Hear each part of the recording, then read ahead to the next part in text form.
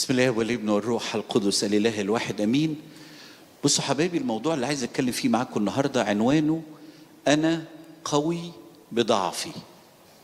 تاني عنوان يبان غريب شويه، بس دي الحقيقه لاولاد ربنا. انا قوي بضعفي.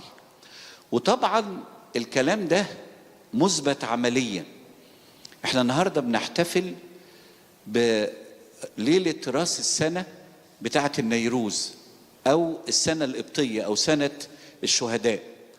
والحقيقه احنا بنختار او الكنيسه اختارت اليوم ده اللي فيه الامبراطور دقلديانوس بقى امبراطور للدوله الرومانيه. وكلنا عارفين انه ده كان من اشد الاباطره اللي اضطهدوا المسيحيه وموتوا اعداد ضخمه من المسيحيين. وبمنطق الدنيا كان الناس دي ضعيفه قدامه، بيترموا للأسود، بيتعذبوا، بيستشهدوا، بيدفعوا ثمن غالي لإيمانهم بالمسيح. لكن الكتاب يقول اختار الله ضعفاء العالم ليخزي بهم الأقوياء، واختار الله جهال العالم ليخزي بهم الحكماء. ومعلمنا بولس الرسول، وده كان فيلسوف، قال انه الصليب اللي احنا كرزنا بيه هو عثرة لليهود وجهالة لليونانيين. يعني ايه عثرة لليهود؟ اليهود كان عندهم ملعون كل من علق على على خشب، والمسيح بمحبته واللي بلا خطية رضى أن يحمل صليب العار لأجل كل واحد فينا. وفي نفس الوقت بالنسبة لليونانيين الإله اللي بيبان أنه ضعيف ويجي يموت لأجلنا، وكأنه مسيحنا مات بس ما قامش من الأموات. عشان كده بحسب كتابنا المقدس وتاريخ الكنيسة اتطبقت المقولة دي، ان في الوقت اللي انا فيه ضعيف ومسنود على ربنا، في الوقت اللي بكون فيه انا قوي. يعني تخيلوا معايا سنة 33 ميلاديا المسيح اتصلب ومات وقام من الاموات وصعد، واليهود تخيلوا ان هم خلصوا من المسيح، وخلصوا منين؟ من اتباع المسيح. على نهاية القرن الاول بدأ يتسمع على انه لسه في ناس مسيحيين اسمهم التلاميذ بيكرزوا بالمسيح. على القرن الثاني الميلادي اضطهاد عنيف يهودي ووثني روماني للمسيحية. في القرن الثالث الامبراطور والامبراطورة يصيروا مسيحيين، والدولة الرومانية تعلن انه الصليب هو سلاحها وموجود على علمها. ازاي كده بقى ان شاء الله؟ عشان كده فكرة انا قوي بضعفي دي حاجة مثبتة تاريخيا. جت منين دي؟ انتوا فاكرين معلمنا بولس الرسول مش كده؟ بولس الرسول من اعظم رسل المسيحية، كان عنده شوكة في الجسد. ايه الشوكة في الجسد دي؟ بعض الاباء يقولوا نظره كان تقريبا مش بيشوف، وبعض الاباء يقولوا لا ده كان فيه قرح في جسده ويتاخد الشاش منها يتحط على المرضى فيخفوا، وهو لا. والحقيقة في كورنثوس الثانية يقول لنا الكتاب على لسان معلمنا بولس الرسول انه طلب من ربنا كذا مرة انه يشفيه، انه يخففه اكتر من مرة. وبعدين الكتاب يقول انه ربنا رد على معلمنا بولس الرسول قال له قال له تكفيك نعمتي لان قوتي في الضعف تكمل. قال له لا، انا مش ناوي اخففك. ليه يا رب؟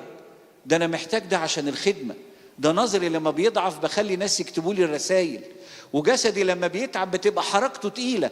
قال له ما تقلقش، قوتي في الضعف تكمل. بصوا بقى معلمنا بولس الرسول قال فبكل سرور افتخر بالحري في ضعفاتي. تعبير غريب قوي. فبكل يعني في بكل سرور فرحان قوي، بقيت بفتخر بضعفاتي. ليه؟ لكي تحل علي قوة المسيح. ده أنا فهمت حاجة بقى غريبة قوي، إن اللي بيعترف بضعفاته وبيقر بضعفاته وبيقبل ضعفاته ربنا بيشتغل بيه وبيعمل بيه العجب. قال لما أكون ضعيف حينئذ أنا قوي. لما أكون ضعيف هبقى قوي. إزاي قوي؟ بعمل ربنا. يعني هو ربنا عايزنا نبقى ضعفاء؟ مش قصده كده، هقول لكم قصده بس خلي بالكم، الإنسان المسيحي الذي يقر بضعفه هو ده الإنسان اللي عمل نعمة ربنا تشتغل معاه. بينما اللي شايف نفسه قوي خلاص، مش الكتاب يقول كده؟ لا يحتاج الأصحاء إلى طبيب بل مين؟ بل المرضى. المريض ده اللي حاسس إنه ضعيف. عندي بس ملحوظة قبل ما أكمل الوعظة. لما بيتكلم على أصر بضعفاتي، ضعفاته هنا مش مقصود بها الخطايا. يعني هو حد يتخيل ايه ده؟ طب انا بزني بقى، ده كده حاجه حلوه خالص، كل ما ازني ربنا يا ابني. لا طبعا مش مقصود بيها كده. الضعفات هنا المقصود بيها الضعفات النفسيه، الضعفات الجسديه، لكن مش مقصود بيها ان واحد واقع في خطيه ومستسلم يقوم يفرح بده لانه ربنا هيشتغل معاه. لا، يفرح بده لو قدم توبه، يفرح بده لو طلب من ربنا معونة وبعد عن جو الخطية. لكن المقصود بالضعفات هنا ايه احبائي؟ مش الخطايا. الخطايا نحن لا نصر بيها، والخطايا ده شيء ما يفرحناش، والخطايا ده يعطل عمل نعمة ربنا لو انا ما قدمتش توبة. عشان كده أصر بضعفاتي مقصود بيها ايه؟ واحد لسانه تقيل، واحد نفسيته مش قوية، واحد مش بيمشي على رجليه، واحد عنده مرض، واحد ما عندوش مواهب، ما بيعرفش يوعظ، ما بيعرفش يرنم. فاهمين قصدي؟ يبقى الضعفات هنا مش مقصود بيها ايه؟ الخطايا.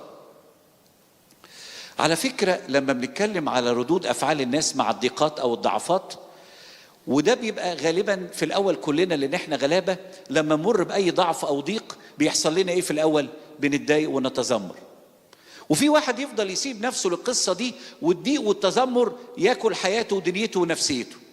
وفي واحد ياخد رد فعل أحسن شوية، يقول له طب بص يا رب أنا همشيها. يعني أنا عارف إن عندي ضعفات، وعارف إن عندي مشاكل في شغلي، وعارف إن أنا ما بعرفش أوعظ، وعارف إن صوتي وحش، همشيها لك. بس لو سمحت ممكن تقول لي القصة دي تخلص إمتى؟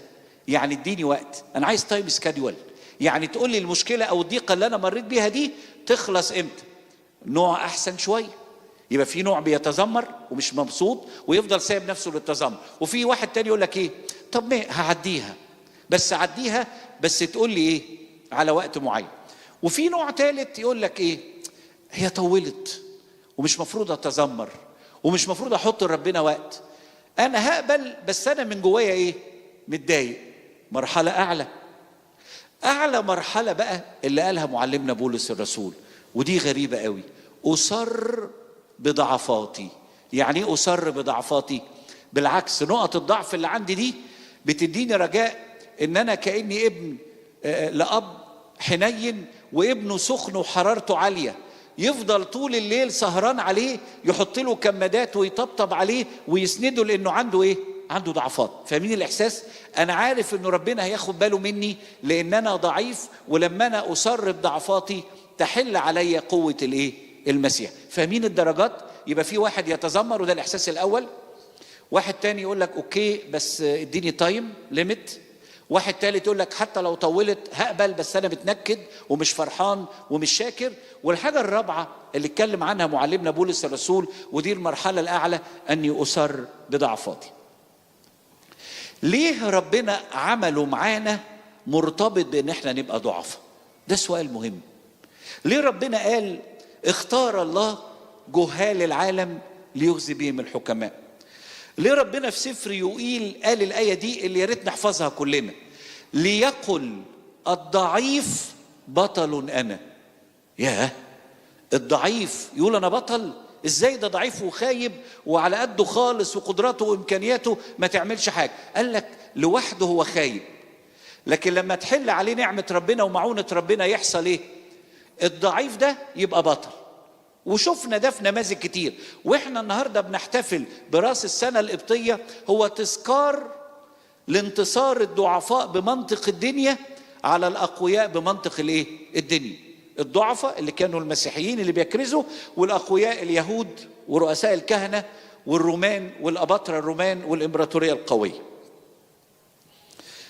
وهنا يظهر سؤال مهم، هو ربنا ليه عايزنا نقول ان احنا ضعفاء؟ ليه ربنا حط ده شرط على انه عشان يدينا نعمة وقوة نقر بان احنا ايه؟ ضعف؟ هو ربنا عايز يذلنا؟ مش ربنا ده ابونا وبيحبنا؟ مفروض يدينا كده. طب ليه بقى عايزنا نقول له يا رب احنا غلابة، يا رب احنا مساكين؟ هو ربنا بيرتاح بده؟ بص يا حبيبي، هقول ليه ربنا طلب مننا نقر بضعفنا. عشان سببين. السبب الاول ان احنا بالفعل ضعف، ودي المفاجأة، معرفش انت اتفاجئت بيها ولا لا. هو في الاساس لما بتقول انك ضعيف انت مش بتتضع، دي الحقيقة. يعني بصوا المزمور يقول ايه؟ يا رب لا تبكتني بغضبك ولا تؤدبني بسخطك او ركسك، ارحمني يا رب فاني ايه؟ ضعيف. ده انا اصلا ضعيف. فربنا لما بيقول قولوا ان انتوا ضعفة عشان اشتغل معاكم، الله يطالبنا بان احنا نقر بالحقيقة. وانا هنكد على حضراتكم وانكد على نفسي واقول للاسف انا وانتوا ضعفة في الثلاث اتجاهات. ضعفة نفسيا، ضعفة جسديا، ضعفة روحيا. تاني، احنا ضعفة ولا مش ضعفة؟ الواقع ضعف. اولا ضعفة نفسيا. يعني ايه ضعفة نفسيا؟ انا عايزك كده تتخيل نفسك وانت راجل كبارة كده ومحترم ولابس بدلة وكرافته وبتشتغل في حاجة كده تاخد لك كذا ألف جنيه وراكب عربيتك المكيفة، وجي واحد بموتوسيكل وراح خابطها كده ولا حكيكها وجري. وشوف احساسك النفسي ايه، وشوف وقارك هيروح فين، وشوف هتجري وراه ازاي بالعربيه وممكن تلبس في كذا عربيه عشان توصل له، وشوف لما توصل له هتعمل ايه لما تنزل له، وشوف لو ما وصلتلوش هتقعد يومين ثلاثه بتفكر في ايه وبتحلم بايه. ده بعض الناس ساعات يقول لك ده انا بقعد طول الليل احلم بقى في الحلم ان انا ركبت طياره هليكوبتر عشان الدنيا كانت زحمه ورحت طاير لفوق ورحت صيده كده ونازل عليه بالهليكوبتر دفسه وطول الوقت عمال اضرب فيه. يا ابني اعقل يا ابني، ما يصحش، انت راجل محترم والموضوع بسيط وما يسحقش كده. لا، النفسيه ضعيفه. بقينا ابو لمس، اي حاجه تستسرنا، اي حاجه توترنا، اي حاجه تخلينا فاقدين ايه؟ اعصابنا. وتلاقي بعض الناس ساعات ماشي بسبراي كده يرشوا في العينين عشان الخناقات. يا نهار ابيض، انت لدرجه دي مش قادر تسيطر على نفسك؟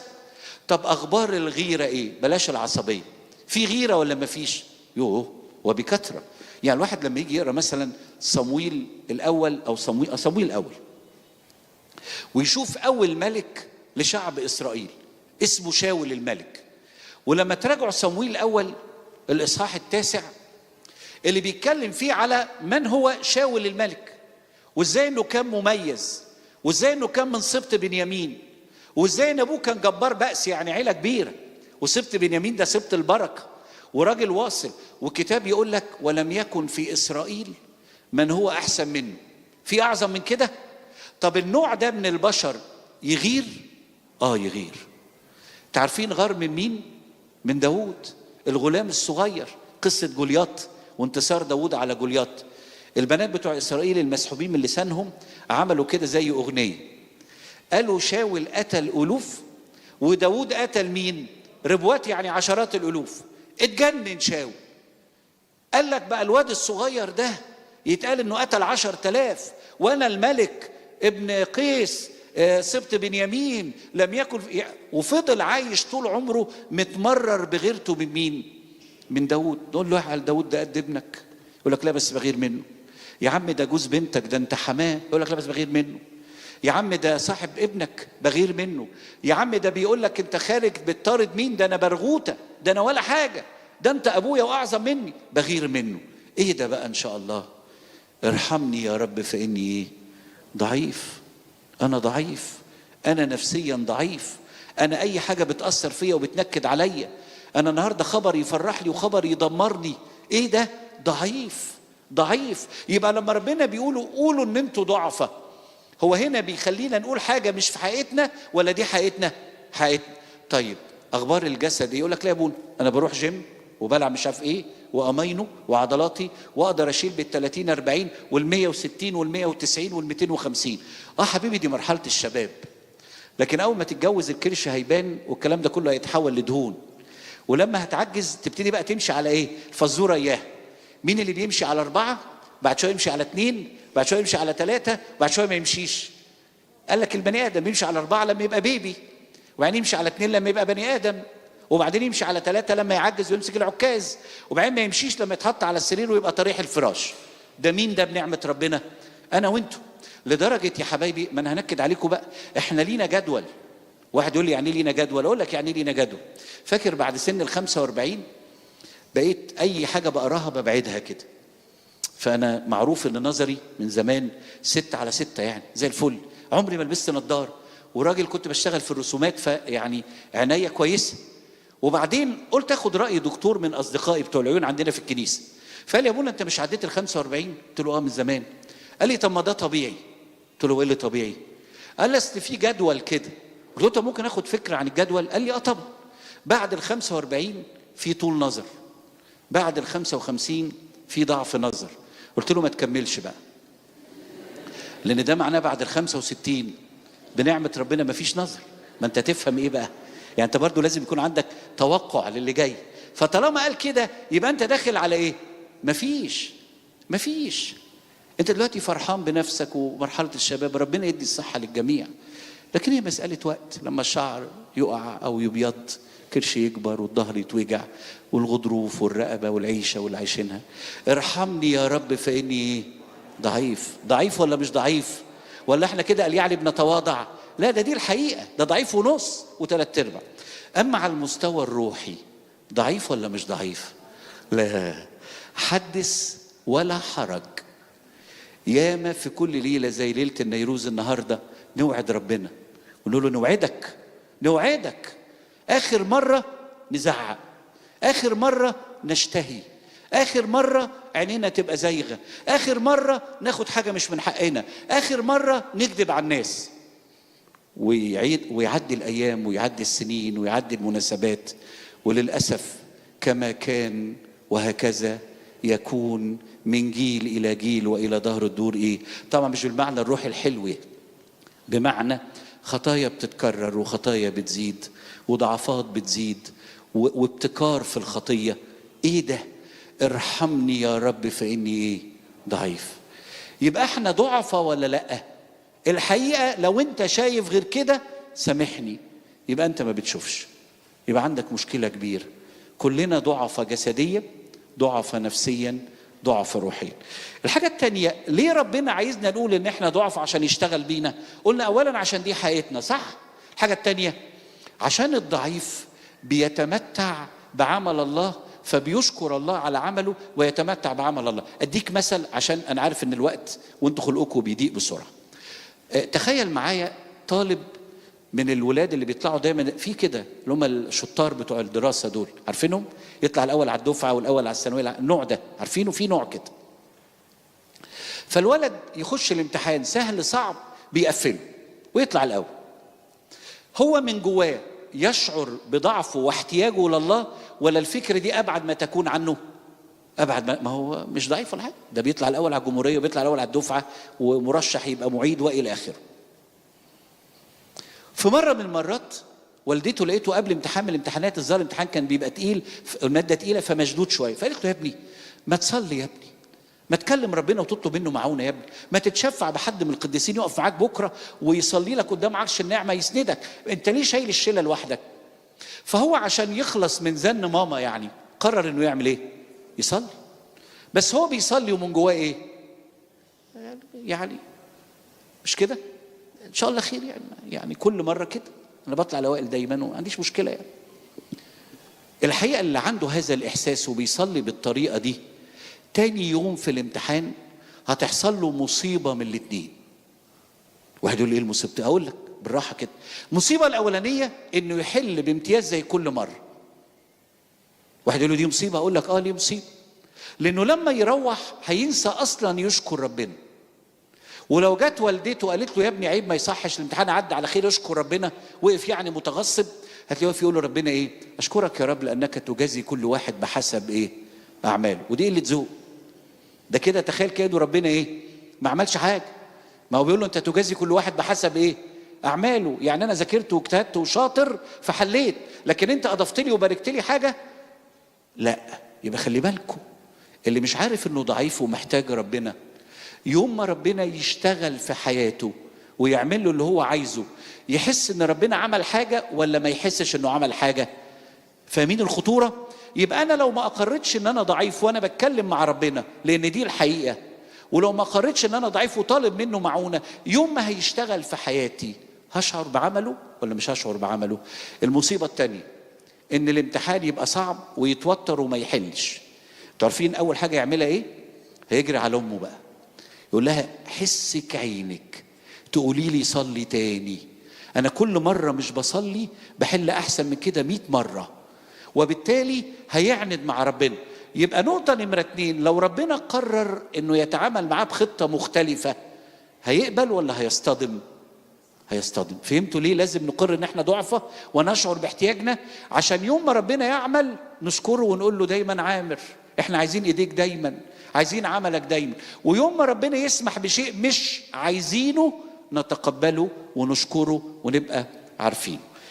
يبقى فهمنا ليه لازم نبقى ضعفة؟ عشان حاجتين، عشان دي الحقيقة وعلشان نشوف عمل الله في حياتنا ولا نصطدم مع الله. اخر حاجة ودي اقولها في ثواني، هو الشخص الضعيف هو الشخص اللي ماشي وباصص على الارض كده وحلوني وسامحوني وانا خاطئ، لا ده تمثيل. الشخص الضعيف فيه 3 صفات فيه. اولا يعتذر عندما يخطئ. غلطت قول ايه؟ اسف. عملت ضايقت حد صالحه واعتذر له، ما تكبرش وما تقاوحش. يبقى اول صفه من صفه الضعيف انه يعمل ايه؟ لما بيغلط يقر. ده ساعات الواحد بيبقى قاعد في مشاكل زوجيه، كل واحد يحكي نفس المشهد، هي تحكيه بطريقه وهو يحكيه بطريقه، ولما تسمع ده لوحده يصعب عليك، ولما تسمعها لوحدها تصعب عليك. ويبقى مين الغلطان في القعده دي؟ ابونا طبعا، لان الاثنين كويسين وحلوين واولاد ناس ومتربيين، يبقى اكيد المصيبه اللي عندهم في البيت دي سببها ابونا اللي قاعد، مش كده ولا ايه؟ وتبقى طبعا فاهم انه لا، في كذب طبعا، ما حدش عايز يقر انه ايه؟ انه اخطا. ارجوك انا وانتوا ضعفه، مش عيب لما اغلط اقول ايه؟ اسف انا غلطان، لكن هفضل اكابر واغطي. فاكر في مره كنت راكب عربيه من العربيات وحد من الخدام موصلني يعني، وكنا جايين من اسكندريه ف6 اكتوبر، فالظاهر نزلنا منزل بدري او متاخر، فلقيته عمل ايه بقى؟ احنا نزلنا خلاص، راح طالع المنزل بظهره. يعني انتوا عارفين المنزل بيتنزل، لا هو راح طالع بظهره. فانا غطست جوه الكرسي، ما انا مش عارف اللي انا شايفه ده حقيقه ولا سراب، ولا يمكن انا مرهق فبيدالي رؤى او حاجه، لكن لقيته طالع وبعدين طالع بسرعه وفجاه دب خبط في عربيه. انا بقى كنت عايز الارض تشق وتبلعني، لانه ده معناه ان احنا هننزل ايه؟ نلبس مصيبه. اولا هنتسجن، هياخدوا العربيه. لقيته نازل بيشتم ويزعل الناس، بقيت عايز اغطس اكتر في مصيبه. وبعد ما خلص اللي هو عمله بعدين بقول له حبيبي انا عايز اقول لك على حاجه، اولا انت وترتني جدا، ثانيا انت كنت غلطان جدا، ثالثا لما تغلط قول انك ايه؟ اسف. بص لي كده وابتسم، قال لي يا ابونا لو كنت اعتذرت كنت شلت الليله كلها، انا كان لازم انزل اعمل كده عشان ما اشيلش الليله. الحقيقه ده مش معتبر نفسه ايه؟ ضعيف ولا خاطي. الغلطان يقول ايه؟ ويشيل الليل، ما يشيلش ليه؟ ما هو السبب. وحد يطلع المنزل بظهره؟ في حاجه كده في الدنيا؟ في اختراع اسمه كده؟ في ساعات بيحصل. وينزل يكابر، تلاقيه ماشي عكسي، ولو قلت له يا فلان يقول لك بقول لك ايه؟ خليك في حالك، لم نفسك، احترم نفسك يا عم ارجوك لما تغلط قول انا ايه؟ اسف. الحاجه الثانيه يعذر الاخرين، طول باله عليهم بقى. بلاش فكره انك تتقمص دور يوحنا المعمدان والناس اولاد الافاعي دي. بلاش فكره انك تتعامل مع الناس على انهم ايه؟ اولاد افاعي. اولا انت مش يوحنا المعمدان في عظمته وتوبته، ولا الناس اولاد افاعي. كان ساعتها اولاد افاعي يعني هم كان ليهم ظروفهم يعني، لكن انت بطل تتقمص الدور ده ان انا كويس والناس ايه؟ ولاد افاعي. لا يا حبيبي، الخطاه الذين ايه؟ فوت عشان ربنا بيفوت، اغفر عشان ربنا بيغفر. قول له رب سامحني وخليني اسامح الناس. قول له رب قويني ان انا بطل اعيش في دور القوي اللي عمال يشاور على الاخرين. حتى العالم بيعلمنا كده، يوم ما تشاور على واحد وتتهمه في 3 صوابع بتشاور عليك، مش كده؟ يعني تعالى اعمل كده اهو، بصوا المنظر ده كذاب، في 3 بيقولوا انا كذاب بال3 يعني. فاهمين قصدي؟ فده الضعيف اللي يصلي للناس ويعذر الناس. اخر حاجه الضعيف يلجأ لربنا، لان القلب المنكسر والمتواضع ايه؟ لا يرزقه الله. ضعيف سند على ربنا، صلي، قول له رب قويني، قول له رب اسندني. عشان كده الضعيف فيه كام صفه؟ 3. غلط يعتذر، شاف ناس غلطانه يصلي لها حتى لو وجهها. الحاجه الثالثه يقول يا رب انا ماليش غيرك وانت قلت كده أن القلب المنكسر والمتواضع لا يرزله الله. أسر بضعفاتي لكي تحل علي قوة المسيح، ليقل الضعيف بطل أنا. ربنا مش عايزنا ضعف، احنا بالفعل ضعف وفعلا محتاجينه، لكن اعمل اللي عليك، وإن كان اللي بنعمله ده قليل قوي وضعيف قوي، لكن ليقل الضعيف بطل أنا. ربنا يديني وديكم نعمة نفكر في الكلام ده، اللي احنا المجد دائما أبديا.